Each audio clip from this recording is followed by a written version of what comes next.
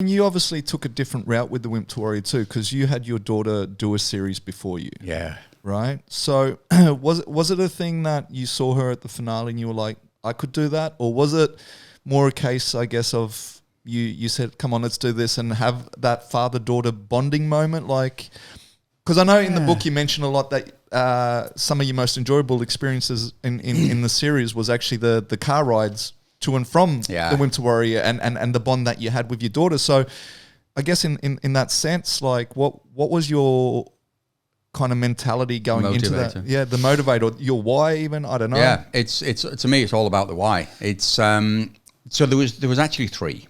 So the first one was, as you quite rightly say, Bev, my eldest, had got a life together. She'd done the series 9. She'd lost 30 odd kilos. She'd also got rid of 72 kilograms of dead weight out of her life. She'd got her life back together, and she was the young woman that we used to know.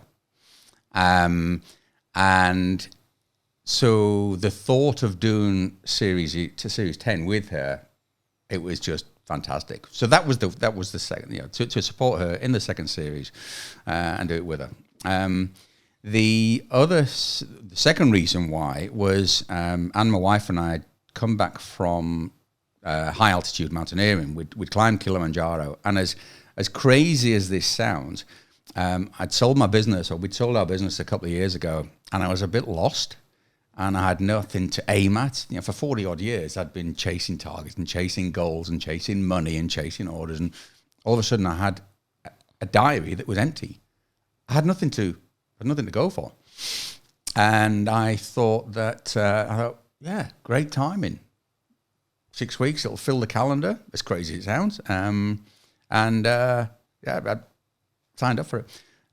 And then there's the third and probably the main reason. And it was a poem by a guy called Dylan Thomas called "Do Not Go Gentle Into That Good Night." I won't read it except for the 3 lines, and it says, "Do not go gentle into that good night. Old age should burn and rave at close of day. Rage, rage against the dying of the light." Fuck it, even now, as I speak the word, I can feel the emotions. I'm 62 years old, and people judge us by our birth certificate. You're 62. You're old. You should be a grey nomad. You shouldn't be doing this at your age. You shouldn't be climbing mountains. Or what about this? Or be careful. Or this could go wrong. Bullshit.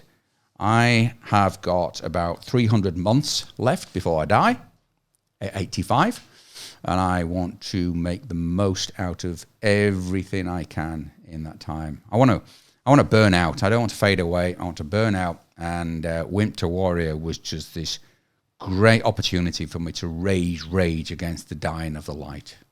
The guys I trained with, they were, I'd say I was 61, 62. The average age of the others was 30.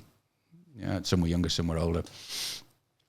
And I went into that. Not only did I go in with a lot of anger and feeling of betrayal of what had happened through a former member of our family, but I went in with this attitude of, I might be an old bastard, but if you want me, you've got to come and get me. So every time I sparred with these guys, it was like I'm saying, I'm here, but I'm not going to give you an easy I'm not going to give you an easy session. And I think potentially I was probably stupid in the way I approached it in many ways, but that was my attitude. Old age should burn and rave at the close of day. Every session, I wanted to get everything out of it I could.